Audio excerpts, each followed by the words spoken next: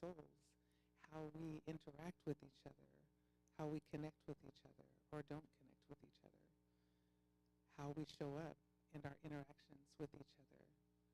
This determines the evolution of our soul, which is also, I would hope, one of the reasons why we're here, so our souls can advance.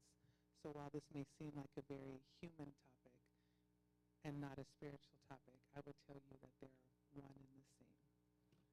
And so, human connection, let's see if this works. Yay. So, even though I'm a native English speaker, I always look up the definition to words before I talk about them. So I looked up connection in the dictionary, and there were 3 things that it said. And this is not a surprise, right? We know this is, a relationship where a person or thing or an idea, it's linked to something else. They are connected. There's a connection, right? But it's also the action of linking one thing to another. So the first one is a noun. It's a person, place, or thing. The second one is a verb. It's like something you do. Okay? And then the third one, even more interesting, is the placing of parts of an electric circuit so that a current may flow.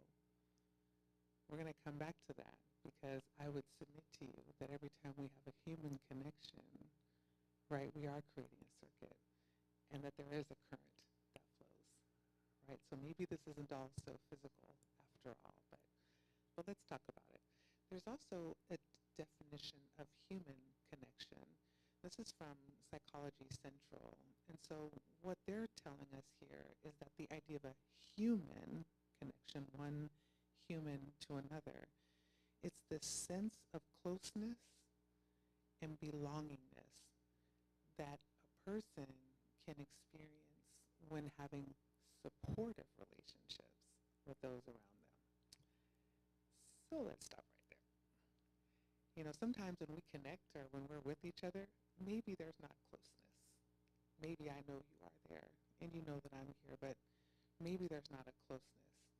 Or maybe I know you are there and you know that I'm here, but maybe there's not a belongingness. Maybe one of us feels like maybe we don't belong. And that belongingness is so crucial to feel that connection, that we're close and that we both belong here, right? And then that if we're close and we both belong, you think about married couples or family, people that we're close. We know we belong there, but then it's not supportive, right? We've all been there, right? Close to someone. You know you both belong in the relationship, but one or the other of you is not experiencing a supportive relationship, right? So remember that. And then the other part of this is that it's when 2 people interact with each other, and here's where it gets important. I think part of it being supportive is that each person feels valued, seen, and heard. That's where it starts to get difficult. This is where our growth as a spirit begins to show where we have opportunity, or maybe where we see someone else as an opportunity.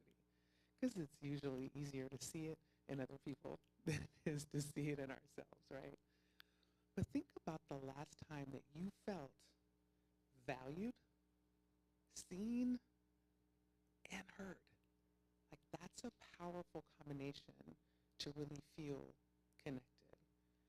And I'm just curious, quick show of hands, how many people in the room today that you experienced today the feeling of being valued, seen, and heard? All 3 together. Raise your hand. How beautiful is that? So raise your hands again. I want to see how many. 1, 2, 3. So a little more than half the room. That's so, there's some people in the back too. That's beautiful. Also notice that almost half the room did not raise their hands, right? I didn't raise my hand either. I did not have that experience today, other than what I was able to offer for myself. But, right, I did not experience this from another person. So, and I would like to say that all of us who are here tonight are here because we want to grow. We want peace. We want happiness, right? We want these things.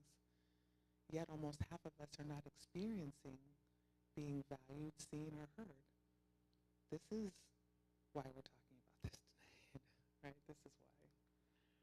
So there's been research, tons of studies. You can literally Google what's the benefit of human connection. There's tons of YouTubes, tons of podcasts, tons of articles and blogs and studies and research.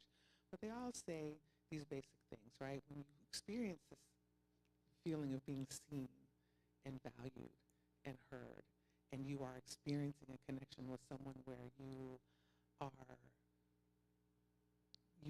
are supported, you belong, there's a closeness, right? This makes you feel good. That's a good feeling, right? Everybody who raised their hand, did it make you feel bad when you were in that? Well, right. It was a mood booster. And also experiencing this connection, it reduces stress. It literally will release cortisol out of our system. People who, the rest of us who did not get to experience that, and just out of curiosity, out of the people who did not raise your hand, you did not say, I experienced being seen, valued, and heard. How many of you were stressed out today? That's almost everyone who didn't raise their hand. Okay, now everyone who said you did have the experience of being seen, valued, and heard, were you stressed out today? Only 4 out of everyone else. So I think the data even in this room is supporting the dozens of studies here, right? So improved self-esteem. It's a lot easier to notice our own inherent goodness and our own inner beauty when someone else sees us. It's just easier. It's not impossible to love ourselves and to notice our goodness without it being seen in us by someone else. It's just harder, right? It's a lot easier when someone is noticing and naming all the beautiful things in you. And there's also, the studies show that it improves our fulfillment, which is our ability to be happy and to feel like our life has meaning, as well as the quality of our life and the length of our life. Get that. That's kind of deep, right? Tons of studies, not just here in the U.S., but in Europe, in Australia, in South Africa. They've done all of these studies on the direct correlation between people who are in community or experience regular human connection, as defined earlier, and longevity. That's really, really deep, because the flip side of it, which I didn't even want to put on the slide, I did not want to put this into our visual consciousness, but the downside to the opposite of connection, which is isolation, there's some not so pleasant downsides. It's been linked to depression, anxiety, insomnia, and inability to sleep, cognitive decline, so like early onset of dementia when you don't have the constant connection, an increased risk of stroke and heart disease, diminished immune system. So there's actually physical outcomes, like negative physical outcomes. Cool. Negative physical outcomes that happen when we don't experience connection. So there are the good things that can happen, and then are things that would not be great for us to experience. So that sort of begs the question then, if it's so clear and there's so much data, and we don't even have to read it, we literally just saw from raising our hands and looking around at each other and see who experienced connection, who didn't, who was stressed, who wasn't, who was unhappy, who wasn't. It's kind of pretty clear. So why don't we connect? It's actually not that hard, so why don't we do it? What do you all think? Why don't we? What are the challenges? What stops us from connecting? Just want to hear from y'all. What do you think? What stops us?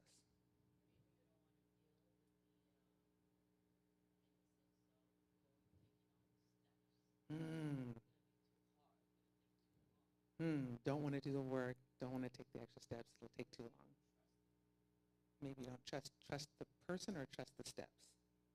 Both. You don't want to take the initiative. Don't want to take the initiative and acknowledge people around you.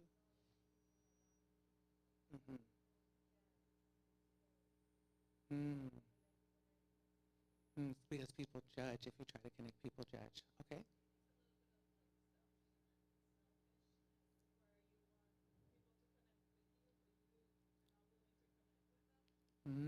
Selfishness. We want people to connect with us, but we don't want to do the work to establish the connection or nurture the connection with them.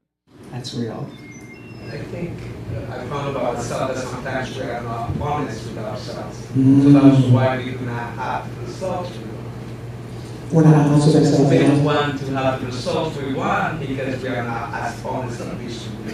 We don't get the results we want because we're not honest with ourselves. All of that. That's all true. That's all true. These are all some of the common barriers. And then there's everything that everyone described was sort of what happens with us internally, like our internal processes, why we don't connect. There's also some external things, right? There's like social media. We think because we have 500 followers or 300 friends or 700 likes that those are our connections. But the research shows that with increased social media use, our feeling of being connected actually drops. And all of those measures on the previous page of this happiness, it doesn't boost mood, it doesn't reduce stress, it most definitely doesn't improve self-esteem. Looking at the curated, photoshopped images of people's polished images doesn't produce that, right? Or quality of life or lifespan, it doesn't produce that. Also COVID, right? That when COVID hit, a lot of us, stayed home, and many of us haven't come back out yet. We may come here, but we have not come back out yet. For many of us who may identify as introverts, being in isolation didn't bother us at all. Right? I was one of those people. I'm sort of an introvert myself. I enjoy my own company. It's just to my own company exclusively is where it's not healthy. And so I'm having this talk with you all tonight as much for myself as I am for all of us. So this is where I make sure that you all know I'm not on a pedestal anywhere. I am working on this myself. So introversion also stops us. Also prejudice. I don't remember who said it, but someone said that either we judge or we're afraid of being judged, right? It was you that said that. That stops us a lot. There's so many of us that are prejudiced against whole groups of people, whole segments of the population. Here in the United States, you see a lot of prejudice against Black people. You see prejudice against people who live different lifestyles. You see prejudice against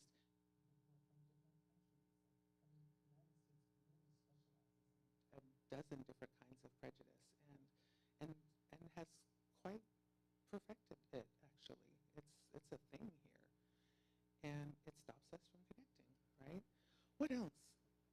Let's just think through what the challenges are before we start talking about how we can get on the other side of it. Any challenges to connection you can think of that we haven't mentioned yet?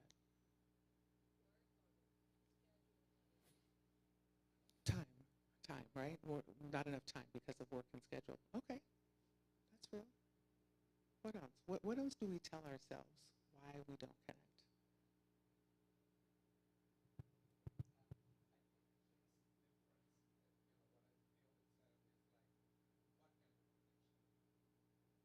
Mm. Mm-hmm.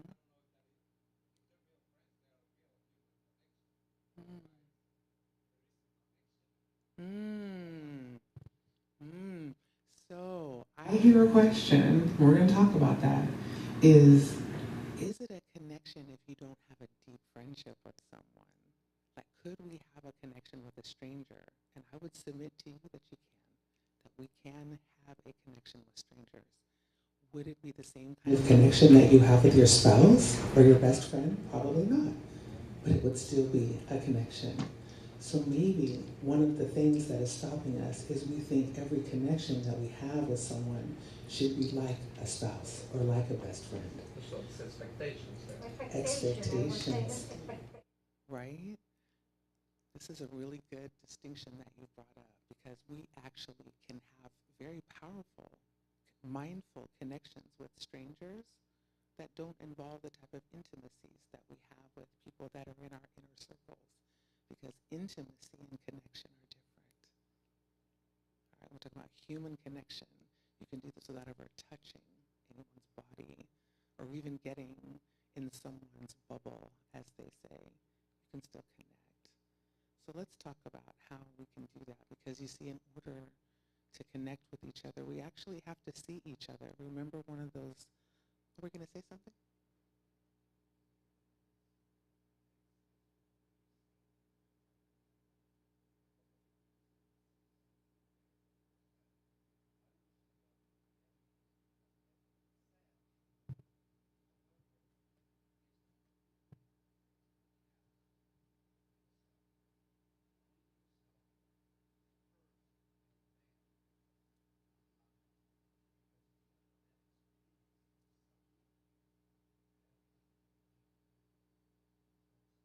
Mm.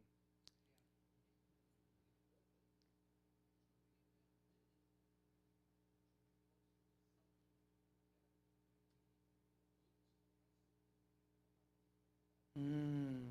So what my friend is saying here is so powerful, because what we didn't say as one of the connection challenges is previously painful experiences that were connections and it didn't turn out the way we wanted it to. We were hurt.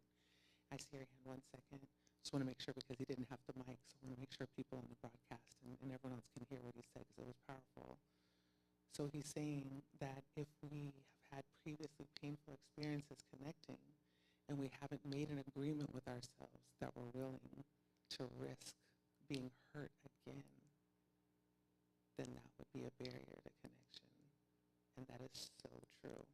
And I want us to let that sit in our spaces, sit in this space with us while we talk about it. Yes, I see your hand. Fear. Fear of being hurt, or fear of...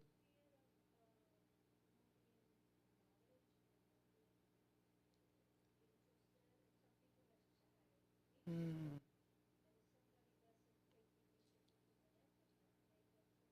Mm. Yeah, so shyness or waiting for someone else.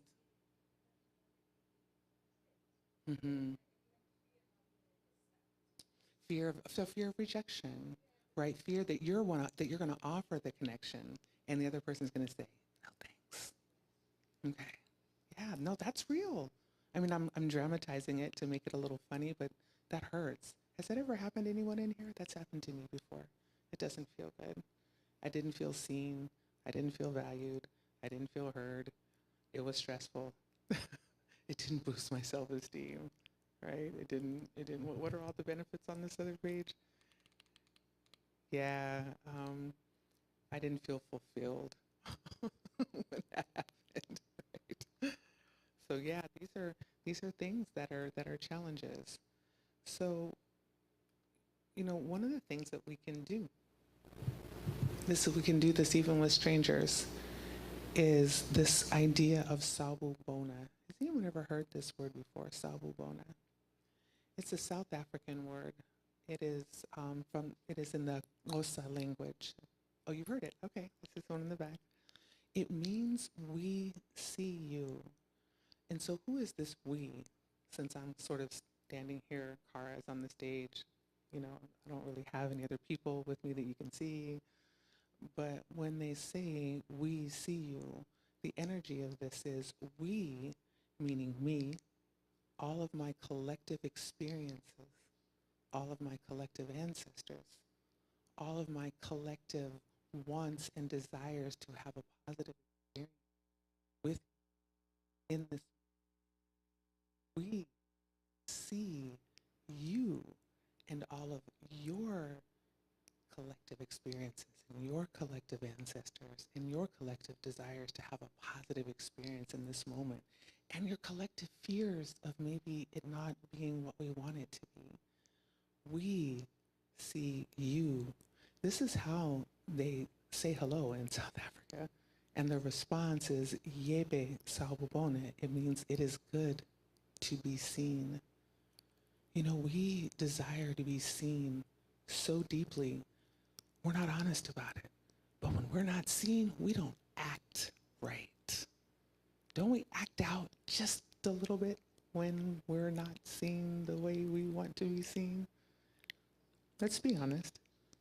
I mean, I don't mean act out like a 3-year-old. I don't mean that kind of act out, but we act out in other ways. We do. Either that or we choose not to do certain things. Sometimes our act out is we say, well, then I'll just withhold this part of my being that could potentially bring joy to the situation. And that's the best it ever gets. When, in general, most of the foolishness we see in society today is because folks don't feel seen. So they engage in all manner of unskilled behavior in order to be noticed. And I can guarantee you, if you think about the last several days, anyone you saw acting unskillfully, which is a kind way to describe some of the antics that we engage in, people want to be seen.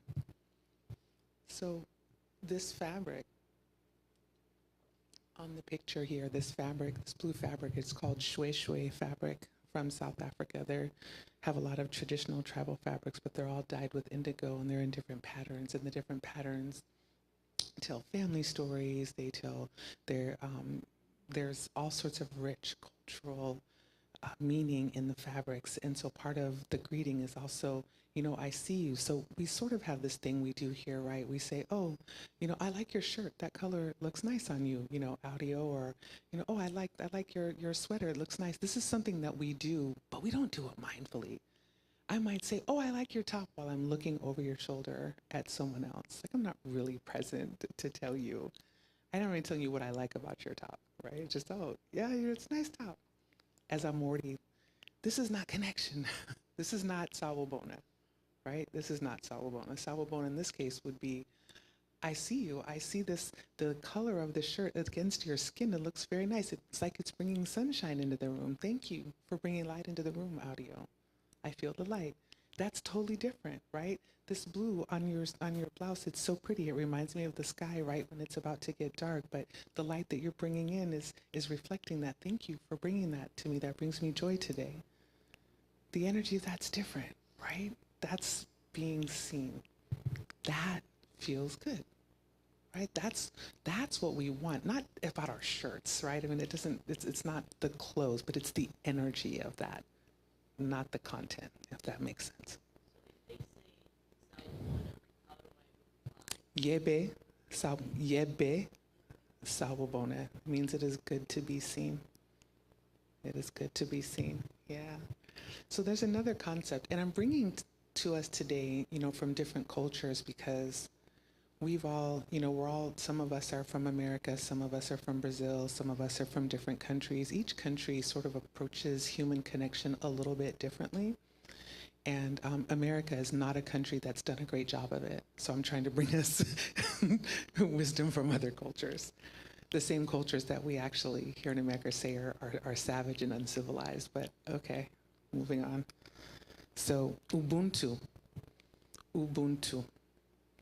Ubuntu is another South African way of life, right? It's an Ngoni word that's sort of difficult to translate, but the common translation, it means that a person is a person through other people, or I am because you are, and that our destinies and our happiness and our peace are inextricably intertwined.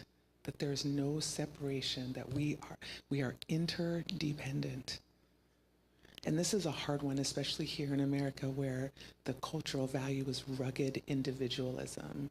May the best man win, only the strong survive, right? It's very individualistic. So this is this idea of Ubuntu is antithetical to culture here. So I'm not going to make it a right or wrong. I just want us to think about different ways of being and what feels good to us. Let us learn about how different cultures approach human connection and decide what are those benefits of connection, what would make us feel good, what would make us feel fulfilled, what would make us feel relaxed, right, and wanted. And so what this book I have called Everyday Ubuntu by Mungi Ngomani, she says we feel it when we connect with other people and we share a sense of humanity. And when we listen deeply and experience an emotional bond, when we treat ourselves and other people with the dignity that they deserve. So, you know that we can do this. It doesn't only have to happen with our close friends, with our mates or our partners. We can actually do this with anyone. With anyone. With anyone, we can be humans together. With anyone, we can listen deeply to whatever is being said. With anyone, we can treat them with dignity. I mean, we can do this. It's not hard. We got all the things we heard as time and fear and introversion and all these other things. Those are real. COVID and social media. All those things are there, and they do not stop us from treating each other with dignity. It's actually easier to treat each other with dignity than to be salty to each other. You know how hard it is to dig up a stinky attitude and then put that on someone? That's a lot of extra energy than to just treat each other with dignity. And because of this, our destinies are inextricably intertwined. We are independent. We rely on each other. Because I wanted you to think about this. Everything that is good about you, did it really come only from you, or did it come because of your interactions with other people? Everything you've learned, did you produce the knowledge out of a void, or did you learn it from someone? Everything in your life that makes you feel physically comfortable, did you produce it out of thin air, or did someone else produce it? We are interdependent. We all rely on each other. We deserve each other's dignity and shared humanity at a minimum. So what does Ubuntu look like in practice? This is a picture that's often circulated on the internet. When you look up Ubuntu, this picture was likely to come up, and it's an interesting story. An anthropologist had proposed a game to some children in an African tribe, and what he did was he put a basket of fruit near a tree. And he told the kids that the first one to find the fruits would be able to have all the fruits for themselves. He would not have to share. He could have the fruits all to themselves. And so when he told them to run, what they did is they all took each other's hands and they ran to the fruit together. And then they sat together and they enjoyed the fruit. And so the anthropologist said, "Why did you run like that?" Because if they had run separately, one of them could have gotten all the fruits and enjoyed them. And they said, "Ubuntu, how can one of us be happy if all the other ones are sad? How can I be satisfied eating the fruit and everyone else is hungry?" Have you ever go to eat a meal in a restaurant and your food comes first and like the other person's food doesn't come? It doesn't really feel good to sit in. We usually wait, right? You don't. So we have this in us, right? That's Ubuntu. So we actually do have it. So I want to make sure we know this isn't very far out of ourselves. It's not that far out. But isn't that a beautiful story? It's very similar to what is called the Bodhisattva vow. Has anyone heard of this, the Bodhisattva vow? So a Bodhisattva in the Buddhist tradition is a spirit that has purified themselves to the degree that they don't have to reincarnate anymore. They can enter into the promised land according to the Buddhist tradition and not have to return to Earth, which, as we know, is a kind of a rough experience, right? It's kind of rough here. But what a bodhisattva does is they vow to stand outside the gates to the spiritual realm of happiness, and they merely show the way. And they don't go in until there are no more people who are suffering because they are not there. Can you imagine? Can you imagine having earned the right to not have to reincarnate? But you're like, hey, I'll just hang out and make sure everybody else gets in. This sounds crazy, right? But that's Ubuntu. That's Ubuntu. And it's no different from what these children are doing, and it's no different from the very same thing in you. You know, it's kind of uncomfortable. You're like, why would I eat? I wonder how long the kitchen will take to bring the other person's food, because you know you don't want to be sitting there eating. It's it's that feeling in us. Because we know, maybe our food will get a little cold. You know, you can send it back to the kitchen. It's not that big of a deal, right? We don't lose anything. And how nice it is the other person feels that you are taking the time to offer them that dignity, right? So what are some ways, right, that we can connect? How do we create human connection?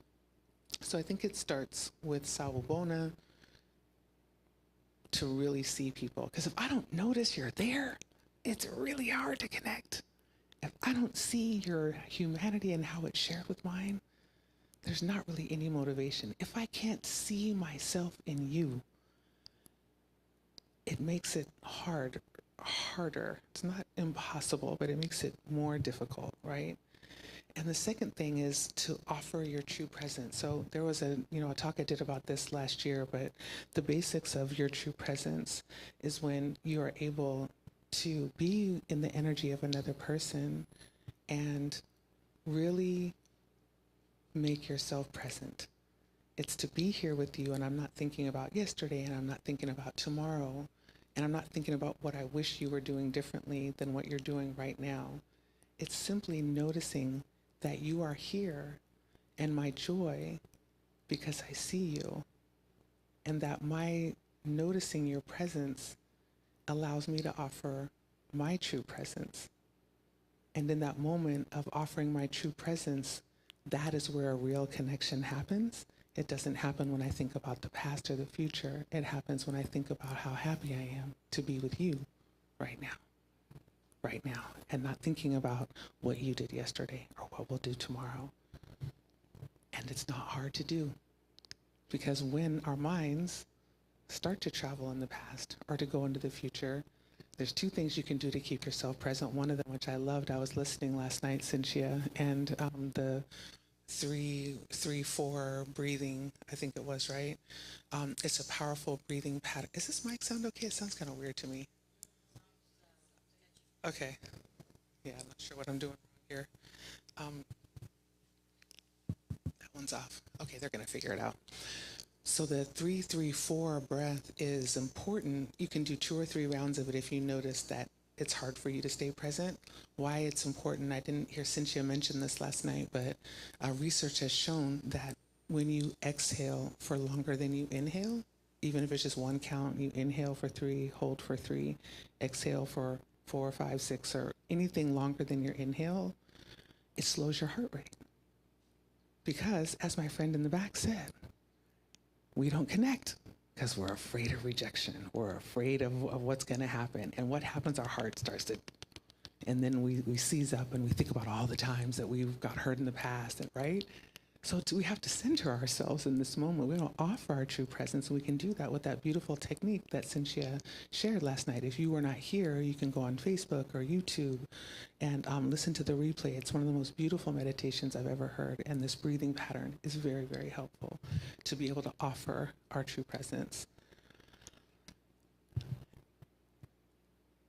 The other thing is, what is on our minds when we are connecting? If we have the intention to build peace, to build respect, to build understanding and build connections, if that's what you walk in with, earlier in the study, someone said, energy flows where attention goes, right? If your attention and your intention is to build peace, respect, understanding, and connections, energy will flow there too. You'll have help. Also, if your intention is to create chaos and fear, yeah, energy will flow there too. So you can decide what you want to produce. And then Ubuntu, right? Offer the connection that you want to experience. Offer what you want to experience. That's that being seen, being heard, being valued. We can do that with a stranger. You can see someone passing them on the street. You know how you do it? Smile. Just smile. And behind your smile, have the energy of peace, respect, dignity, understanding. Have you ever been in a situation where you felt a little sour and a complete stranger smiled at you and you instantly felt better? Just raise your hand. Has this ever happened to you? All right. Has it ever happened to you that you have been the one that smiled and someone came back to you later and said, when you smiled at me that day, it changed my day? Has it ever happened to anybody? Almost. So y'all know your smile is powerful. Your smile's powerful. It's powerful. Offer it. If you see someone else in here said, we don't offer the connection because, well, we're waiting for someone else to do it first. Like, I don't want to be the one to offer it. If I offer the connection and I'm rejected, then I'm at risk. So it's better to just sit and wait and see if somebody else offers it. Yeah, that doesn't always work out since half the room didn't experience connection today. Yeah, question.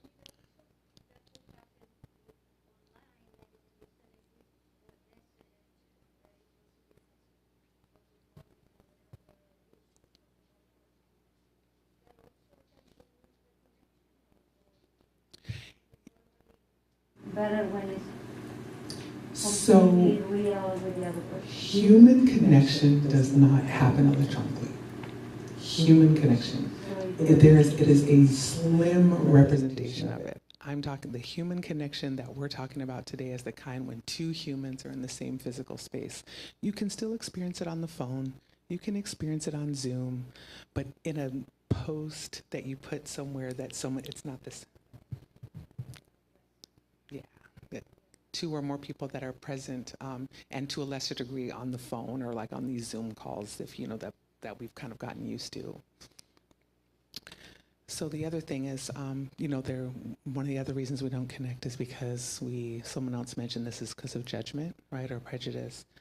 So I loved this. This was from this book, Everyday Ubuntu, is that when you're in conflict, or it says judgment, to ask yourself, how can I see myself in this person right now? How can I see myself? Not instructing yourself, let me see myself in this person right now, because that doesn't work. We ask ourselves, how? Is it possible that I could see myself in this person right now? And that's it, just the question. Now you're not on the hook to even answer. But asking the question opens this possibility in us that would have been closed. It would have been closed. It opens the door. How might I see myself in this person? What else? What are some other ways that we can build the human connection? And we're almost done here, just a couple more slides. I want us to get a chance to practice and then we'll close up. Any other ideas? Since I don't know it all and I want to learn too. Remember I said I was here. For me too, I'm an introvert. I was one of the people who didn't raise their hands who had experienced connection today. So what else can we do? Yes.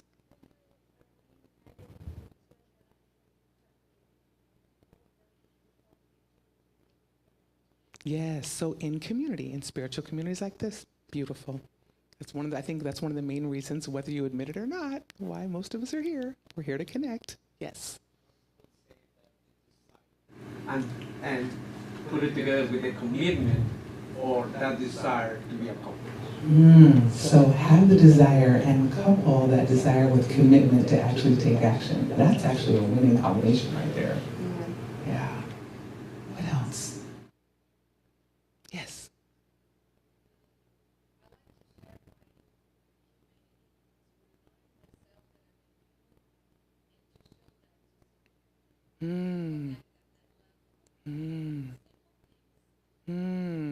Do you have an example?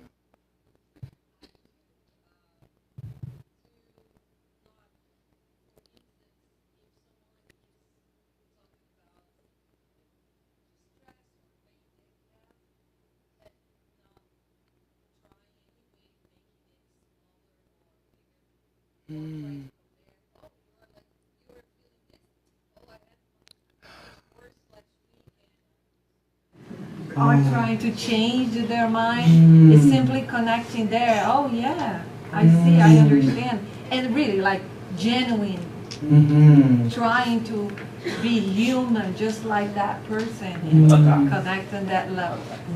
I love that. So for our viewers that are tuning in, If you didn't hear that, I love what Cynthia said. So she said that she takes the time to connect on a human level with people, to just listen to what people are experiencing. And if they're experiencing pain and they share that, to avoid what I call the empathy trap of starting to compare your own pains with them, which is not a connection, right? Now that lets that person know that they are not seen, that they are not heard, and that they are not valued. But if you do what she did, which is just to listen and hold space for them and say, oh, that sounds rough. Now they're seen, they're heard, and they're valued, right? That's beautiful. Thank you, Cynthia. Yeah. What else?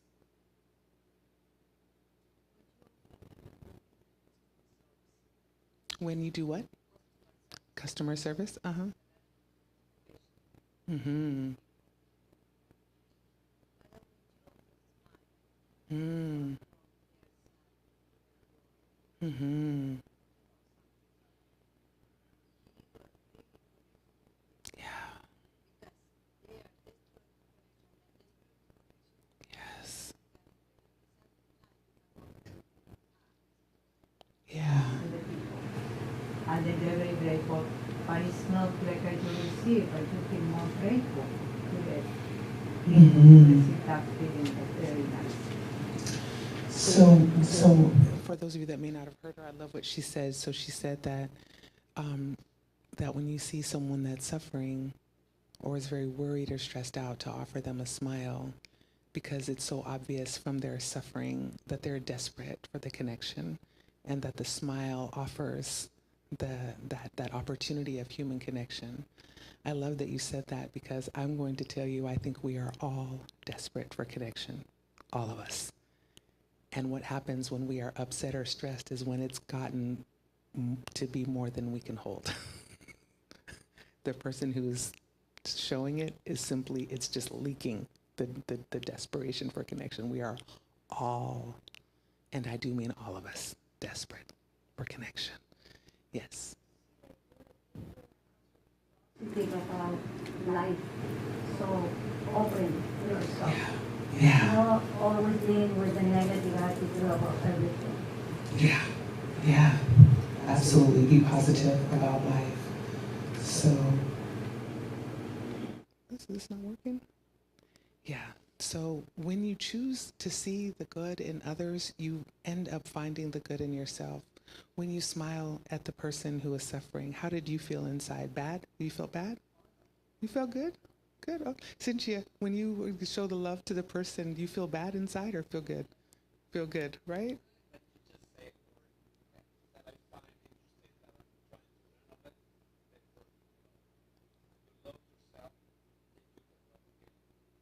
Sure. I also think when you like yourself, you can like anyone. I think when you show dignity to yourself, you can show dignity to other people. I would agree that we need to be able to show up authentically in that connection. We have to be able to offer it to ourselves. However, let's do the best we can with where we are. Let's not let that stop us, because we are learning how to love. And if we choose to not demonstrate love until we think we've perfected it, we're in trouble. So let's just practice. And speaking of practice, let's practice. So everybody stand up. You do not have to touch each other. Just pair off. Just find someone next to you and just stand a little bit off. Stand at least a couple feet away from each other. Just take a minute. Organize yourselves. Pair up. Doesn't matter who it is. You're not going to touch each other. All right. Turn and just face each other. Turn and face each other. Make sure you're paired off. Got 3 people. That's fine. So this is what you're going to do. No touching. You're going to take turns. One of you is going to, first you both breathe, and internally, you want to say to yourself, I see you. I'm happy. You're just saying this inside. I'm happy you are here. You're saying this just quietly to yourself. Okay, you come. You come. Right? Okay, so then what you want to do is fill your heart with peace and kindness. And let this come out of your eyes. Don't touch the person. Let this come out of your eyes. Soften your gaze, and then one at a time, speak slowly with love and kindness and say these words. I see you. I'm happy you're here. I'm here for you. Thank you for being here. All right. So now try that again. You all have the words up on the screen. Say it to the other person and let it sink in. Even if you said it at the same time, one person just say all 4 things. So I'm going to say it to you. So it'll look like this. So you don't say anything and I say, I see you. I'm happy you are here. I'm here for you. Thank you for being here. And then you let all the love and the peace come out of your eyes. Okay, your turn. Okay. And you got them up there. Okay.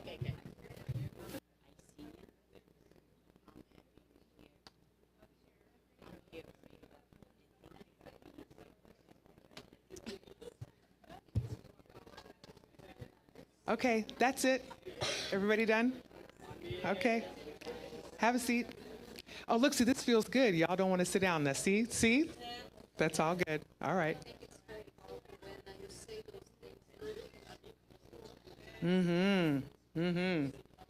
So, what was that like? Would you just like to share what you just said again?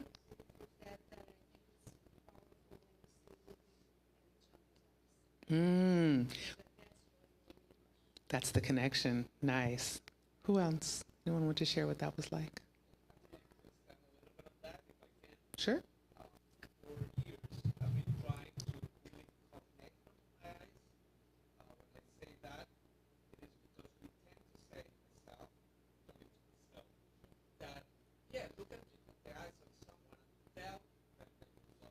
Mm-hmm.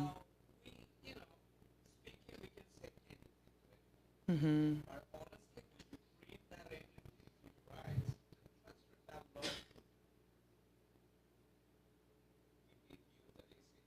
Mm-hmm. Oh, absolutely. Oh, yeah. And there's a magnetism course that's coming up soon that actually where you'll learn that you can send magnetism. You can actually give a magnetic pass through your eyes, and it's not really so different from what we just did. There's a few extra things you do, but it's basically the same thing. It's generating love and peace from within yourself. Anyone else? We're almost done here. Just want to give anyone else a chance to say what that was like. Because I did notice it was hard to get you all to sit down, which means that there was some enjoyment of that. And I'm not complaining because we're all hungry for that, right? So now I have a question. Do you think you can do that when you leave? The next time you see someone, this can be your husband, wife, brother, sister, mother, daughter, coworker, boss, grocery store worker, bank teller, drive-through person. We can tell people, it's very good to see you. I'm so glad you're here. Thank you for being here. I'm happy to see you. I'm happy that you're here. These are ways to show people they are seen, they are valued, they are important. This is what we want to experience. Let's offer that up.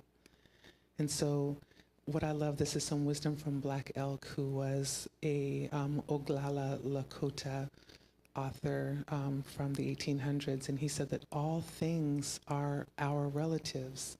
What we do to everything, we do to ourselves. All is really one. Now remember, the Native American people here in the United States, we call them savages and uncivilized, yet apparently they know a lot more about human connection and oneness than we do. So we must be so careful before we are writing off entire civilizations as being less civilized than we are. We did the same thing with, African cultures, and we learned what about Sawubona and Ubuntu today that are highly evolved ways of connecting. And so the choice is ours, right? And I hope that when we choose, that our choices reflect our hopes and not our fears. And that's from Nelson Mandela. So thank you. That's what I had for you tonight. If you learned anything, please share it with anyone that you meet, because that's how wealth stays here.